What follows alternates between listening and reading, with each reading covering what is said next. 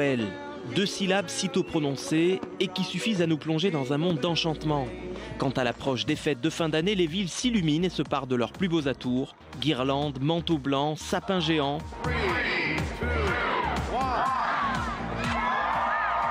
Mais pour 2,2 milliards de chrétiens, Noël c'est aussi la naissance de l'enfant de Bethléem, dans la nuit du 24 au 25 décembre, il y a tout juste 2014 ans. Alors comment le Père Noël fait-il pour distribuer tous ces cadeaux en une seule nuit? Où trouve-t-on en Europe le plus beau marché de Noël? De quelle manière les chrétiens d'Orient vivent-ils la fête? Réponse tout de suite, car cette semaine dans Focus, on vous emmène en féerie, on vous emmène sur la planète Noël.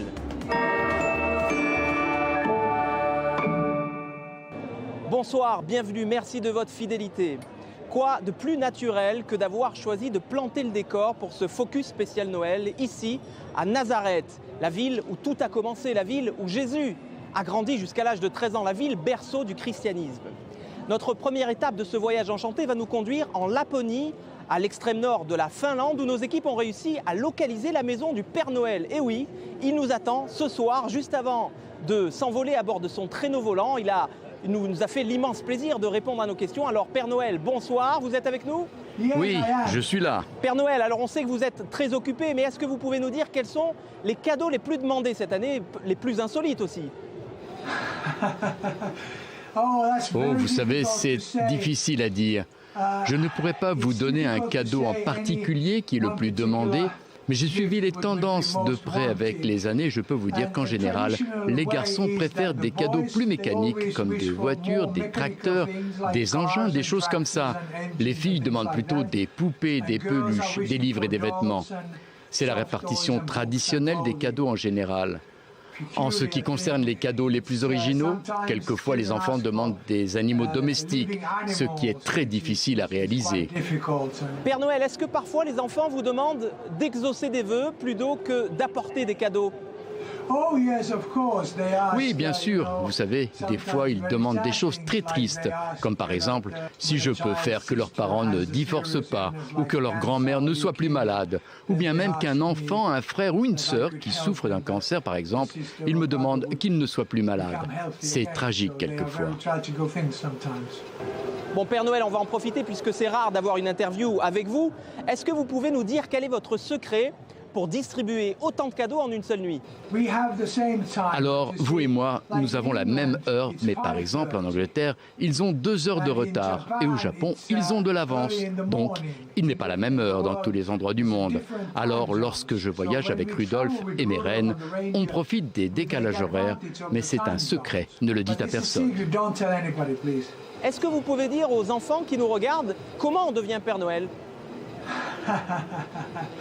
Oh, ça remonte à il y a longtemps, mon ami. Mais je pense qu'un petit garçon avait fait un rêve, et ce rêve devait se réaliser. Alors je suis arrivé, et je suis là depuis. Allez, parlez-nous un peu de votre région, la Laponie. Oh, mais c'est une très belle région. C'est une terre d'opposition, vous savez, parce qu'en été, le soleil ne se couche jamais et donc il peut faire 35 degrés quelquefois. Et puis en hiver, le soleil ne se lève jamais et donc il peut faire moins 35 degrés dehors. Il y a beaucoup de neige, la neige recouvre tout en hiver.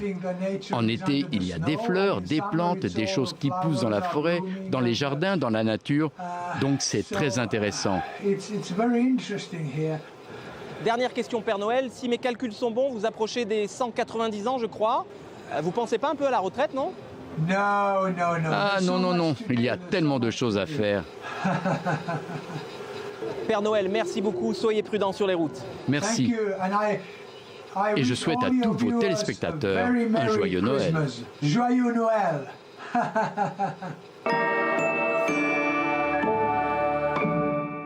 Retour à Nazareth, dans l'enceinte de la basilique de l'Annonciation. Derrière moi se trouve la grotte de l'Annonciation. C'est là, précisément, où, selon la tradition chrétienne, l'archange Gabriel aurait annoncé à Marie qu'elle portait l'enfant Jésus. Le père Bruno Variano nous a rejoints ce soir. Bonsoir, mon père. Vous êtes le recteur de cette basilique et le gardien. Vous êtes prêtre franciscain, mais également psychologue. Alors, mon père, c'est là où tout a commencé finalement, hein. Et qu'est-ce que ça fait pour un chrétien de vivre dans une ville qui est le berceau de la civilisation du christianisme? Eh bien pour nous, c'est un grand honneur, c'est une joie. Et pour moi personnellement, ce lieu saint est important, que ce soit du point de vue de la tradition, mais aussi de l'archéologie chrétienne. Parce qu'ici, nous nous trouvons dans la maison où a vécu la Vierge Marie et Saint Joseph. Et c'est aussi ici que l'ange Gabriel a rencontré la Vierge Marie. C'est le point de départ du salut pour nous les chrétiens. Alors c'est un Noël un peu particulier, on le sait, hein, le sort des chrétiens d'Orient n'est pas des plus reluisants en Syrie, en Irak, persécution, dimitude. Est-ce que c'est quelque chose qui vous préoccupe ici ? Nous prions ici tous les jours pour les chrétiens de Syrie et d'Irak. Ils sont nos frères de foi et il est impossible de nos jours de concevoir une telle violence. Les chrétiens sont martyrisés, ils sont persécutés. On ne peut pas faire de choses pareilles au nom de Dieu. C'est pour cela que nous devons nous ouvrir à tous, nous devons nous aimer les uns les autres, comme dit Jésus. Nous prions pour que nos frères chrétiens de Syrie et d'Irak aient la force dans ces moments d'épreuve. Et nous pensons aussi à tous ceux qui souffrent sur cette terre. Cette ville de Nazareth, mon père, abrite près de 10% de la population chrétienne d'Israël. Parlez-nous un peu de cette communauté, de ce qui la caractérise. Eh bien, les chrétiens de Nazareth ont un grand amour pour ce lieu. Premièrement, nous avons une paroisse d'environ 8000 catholiques dans cette basilique. Et ils aiment ce lieu. Ils ont aussi un grand amour pour l'Église en général. Nous sommes une minorité, nous sommes peu, mais cela n'est pas le plus important. L'important, c'est que cette minorité soit constituée de bons citoyens et de bons chrétiens. Alors on est ici à Nazareth, c'est une ville qui est à majorité musulmane. En 1999, la construction d'une mosquée ici même face à la basilique avait menacé de mettre le feu aux poudres. Avec les musulmans de Nazareth, vous diriez que les chrétiens cohabitent, qu'ils coexistent ? Non, il y a une belle cohabitation, que ce soit entre les musulmans et les chrétiens, mais aussi il y a du respect pour ceux qui vivent à Nazareth-Ilite et qui sont juifs. Je pense que ce qui caractérise Nazareth, c'est justement cette cohabitation. Nous avons une belle cohabitation avec les musulmans. Merci Père Bruno Variano, vous êtes le recteur de cette basilique. Merci et joyeux Noël évidemment. Bon Natale. Il a près d'un demi-siècle. Il attire chaque année quelques 2 millions de visiteurs. Le marché de Noël de Strasbourg a été élu cette année, une fois de plus, meilleur marché de Noël d'Europe. Nous allons nous rendre tout de suite à Strasbourg, devant la cathédrale, où nous attend Annie Dumoulin. Vous êtes directrice adjointe de l'Office de tourisme du Strasbourg. Annie, vous êtes avec nous ? Oui. Alors Annie, je crois savoir que ce marché a une histoire toute particulière. Racontez-nous un peu. Eh bien déjà, c'est un des plus anciens d'Europe puisqu'il existe depuis 1570, rendez-vous compte. Hein. Il y a très peu de villes qui peuvent revendiquer un marché aussi ancien. Avant même cela, il y avait un marché de la Saint-Nicolas qui se tenait au pied de la cathédrale au XVe siècle. Dans cette ville devenue protestante, on a décidé de mettre fin au marché de la Saint-Nicolas pour le remplacer par le marché de l'Enfant Jésus. Et on part de la date de 1570 comme étant la date du premier marché de Noël de Strasbourg. Mais tout de même, qu'est-ce qu'il a de si exceptionnel pour attirer chaque année 2 millions de visiteurs ? Alors, ce qui est exceptionnel, c'est qu'il fait partie d'une opération que la ville de Strasbourg a baptisée en 1991 Strasbourg, capitale de Noël, et qui ne comprend pas simplement la vente de produits dans les petits chalets du marché de Noël, mais tout un ensemble de manifestations qui sont autour et qui font le charme de cette opération. Par exemple, le fait qu'on invite chaque année un pays hôte d'honneur, cette année c'est la Belgique, qu'il y ait un village du partage avec des associations caritatives, Place Kléber, qu'il y ait de nombreux concerts dans les églises, par exemple, que le marché soit placé sur 11 places différentes. Et ce qui est exceptionnel, c'est que le patrimoine de Strasbourg, qui est très beau, constitue un superbe écrin autour de ces marchés de Noël. Alors j'ai cru comprendre que cette année, la culture serait à l'honneur, hein ? Alors il y a énormément de choses de prévues. Je crois qu'il y a 500 manifestations, notamment culturelles, prévues pendant les 5 semaines du marché de Noël. Des expositions, de superbes concerts dans les églises. Et c'est vrai que c'est tout ça qui attire les foules. Il paraît que les Japonais et les Russes sont tombés amoureux de votre marché, si bien qu'ils l'ont reconstitué à Tokyo et à Moscou, c'est vrai ? Oui, c'est-à-dire que ça, c'est l'Office de tourisme qui, ces dernières années, a fait 2 éditions du marché de Noël à Strasbourg, à la fois à Moscou et à Tokyo. Et les retombées ont été conséquentes, effectivement.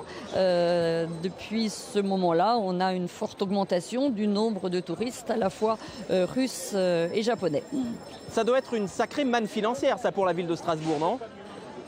Tout à fait. Les retombées économiques sont tout à fait conséquentes. On sait que les hôtels sont complets, du moins les week-ends, pendant toute la période, qu'il faut s'y prendre longtemps à l'avance pour réserver, que les restaurateurs font le plein également quasiment tous les soirs et plusieurs services les week-ends, que les commerces voient leur nombre de clients augmenter considérablement.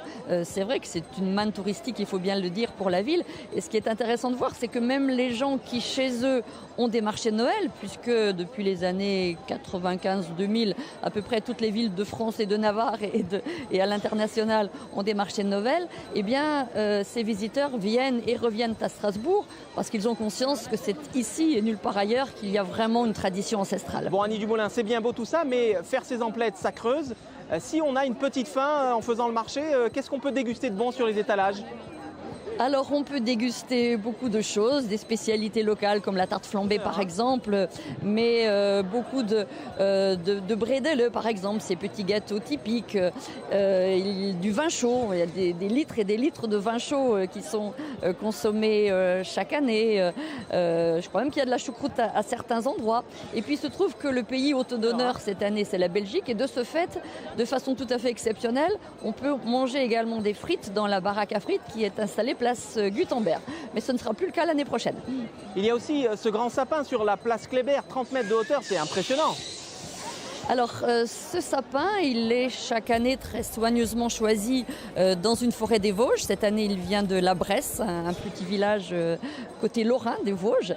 Et il est décoré chaque année. Jusqu'à présent, c'était une décoratrice et qui a passé la main cette année, mais avec une décoration chaque fois différente. Et il fait tout à fait l'unanimité cette année. Bon, il faut dire qu'il est un petit peu embelli, on va dire, lorsqu'il arrive, non pas au niveau de sa cime, qui est bien droite et soigneusement choisie, mais au niveau des branches inférieures, parce que dans la nature, il n'est pas toujours aussi impeccable que cela. Mais en tout cas, tel qu'il est là, placé place Kléber, il est très majestueux et tout le monde le photographie. Annie Dumoulin, merci. Mais je vous en prie. Allez, on quitte Strasbourg à présent pour se rendre dans la vieille ville de Jaffa où nous attend notre ravissante journaliste Danielle Ziri. Danielle, bonsoir, joyeux Noël. Joyeux Noël, Cyril.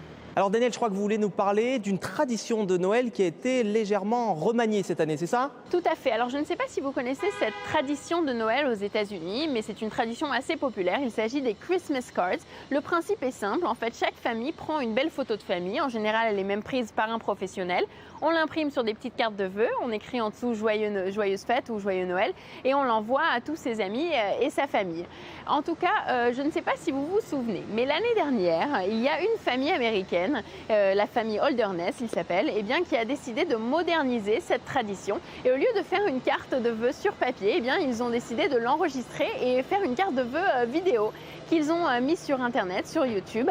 Il s'agissait de leur version du tube de Will Smith, Miami. En tout cas, c'était très populaire sur le net, ça s'appelait Christmas Jammies. Je vous propose de regarder un extrait, qu'est-ce que vous en pensez ? Allez, c'est parti. These are Christmas jammies. Look at my Christmas jammies. Ah oui, très bien, je m'en souviens. Voilà, c'est une vidéo qui est devenue virale sur Internet l'année dernière. Elle avait 15 millions de vues, plus de 15 millions de vues sur YouTube. Les vues s'accumulent encore aujourd'hui. Et cette année, la famille Holderness ne nous déçoit pas à nouveau. Et ils ont décidé de refaire leur vidéo Christmas Card. Et cette fois-ci, sur une remix, leur propre remix un peu de Noël, du tube du groupe R.E.M. de 1987. Il s'agit de It's the End of the World. Ils l'ont remanié et l'ont appelé It's the End of the Year, c'est la fin de l'année. Je vous propose de regarder ce que ça donne.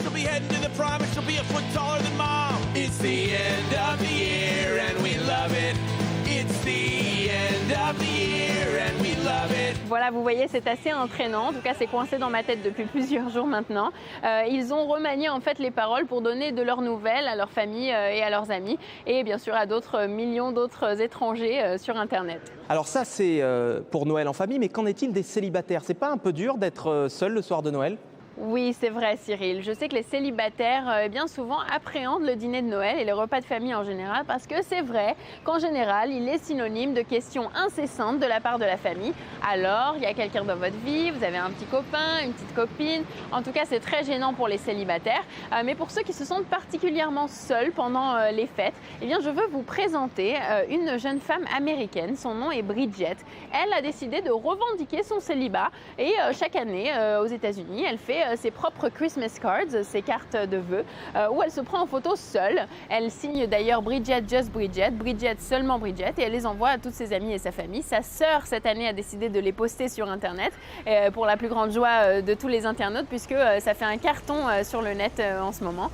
Et cette jeune femme, cette année, a fait une autre carte de Noël. Et cette fois-ci, elle dit qu'elle entre dans 2015 avec amour et solitude. Donc vous voyez, pour les célibataires, il y a quelqu'un en tout cas sur Internet qui vous comprend. Daniel Ziri en direct de la vieille ville de Jaffa, merci et joyeux Noël évidemment. Merci à vous. Voilà, c'est ainsi que s'achève cette émission spéciale Noël. Quant à moi, je vous dis à la semaine prochaine. Rendez-vous même jour, même heure. Et on va se quitter, comme c'est souvent le cas, en musique, avec la chorale des élèves de l'école Carmélite à Haïfa qui vont nous interpréter des chansons de Noël. Je vous souhaite d'excellentes fins d'année et à la semaine prochaine. Vivez curieux, restez focus.